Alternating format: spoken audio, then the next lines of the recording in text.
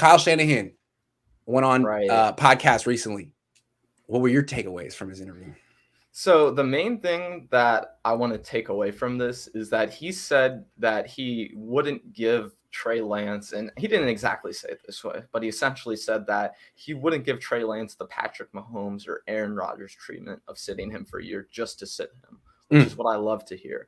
I think what Kyle understands, and what I've been preaching this entire show, is that with Trey, you need to get him as much experience early on as possible. And especially if you can get Trey playing in a playoff game or even two his rookie season, that's the kind of thing to where he's going to learn from that and be able to come back to the playoffs the next couple of years after that and be really successful. So when Kyle Shanahan says that, oh, we're not going to put him through the experience of sitting a rookie just to sit a rookie, man, that's great news to me, because that means that Kyle understands that Trey hasn't played a lot of football in a while. He was last playing in 2019. Even when he wasn't throwing the ball that much. So I just don't understand this mentality that some people have of like, oh, Patrick Mahomes needed to sit for a year behind Alex Smith and this and that. Like I've seen Vish mention, and I'm not going to pretend like this is an original take, Patrick Mahomes would have been freaking awesome no matter what. So if Trey Lance is that dude, and we can get him that experience early on, and we think he's as good as the 49ers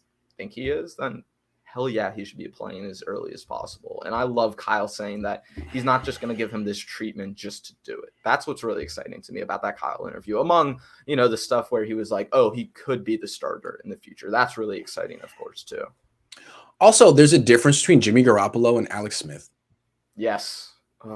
Alex Smith at that point was durable, reliable, good. I mean, the year his last year in Kansas City, he led the league in quarterback rating. Yeah. Also, he was not as expensive as Jimmy Garoppolo. His last year in Kansas City, his cap number percentage was 9.9, which is up there, but not too big. I mean, they didn't need to run him out.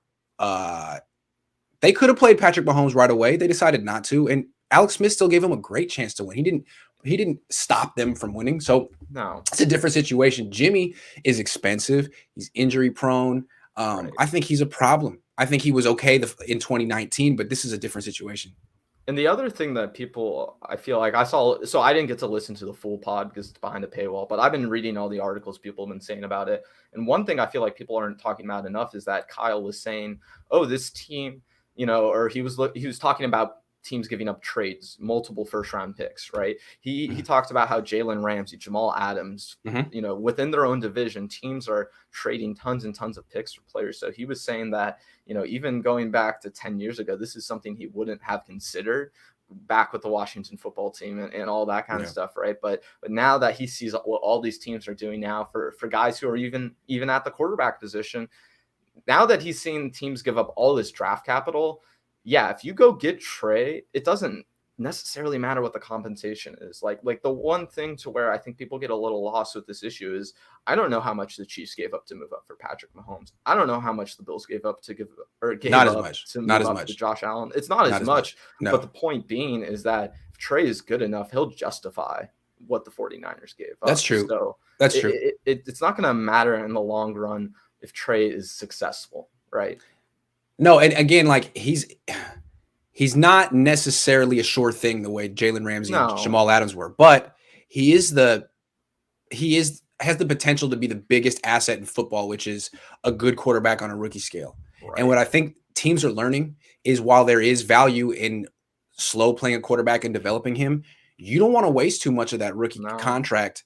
Maybe 1 year tops. You don't want to do the Aaron Rodgers thing. And that was before the rookie scale back in the day. Absolutely. I mean, 3 years, you just wasted it. And now when he finally gets on the field, you get one season to determine whether he's worth the big extension. Then you give it to him and he's expensive.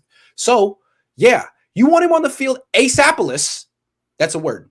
A.S.A.P. So you can actually reap the benefits of of the bargain that you're getting at the most important position in sports.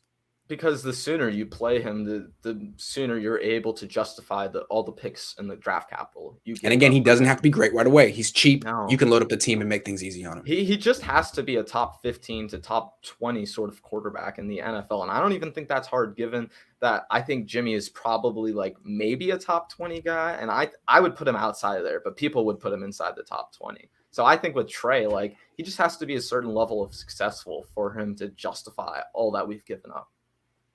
Yeah.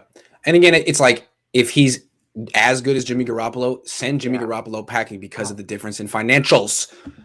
This guy wanted me to put his. It's the second time I put it on the screen. He said I didn't address it. It's not a question. So I'm telling you, if you give me a super chat, I appreciate it. But if it's not a question, I'll put it on the screen. What do you want me to say? You want me to read it out loud? You want me to react to it? Give me instant reaction? Oh my God. All right, man. If it's evident Kyle started hating Mullins after his play last year. I don't know. If you say so, I don't know. I don't know. I don't know. I think Kyle, more than anything, probably loves the mind of Nick Mullins, and that's where I go back to with Jimmy versus him on this team this year. It'd be more beneficial to have that kind of mind with Trey Lance, so he can learn what Kyle wants, the tendencies of the offense, and all these other things that Nick Mullins is really going to help him with. I get the feeling more that the locker room turned on Mullins, that they threw him under the that- bus and been like, we would be winning if it wasn't for you. Okay, so we'll see about that. I think Kyle stuck with Mullins a lot longer than the locker room did, I think. But anyway.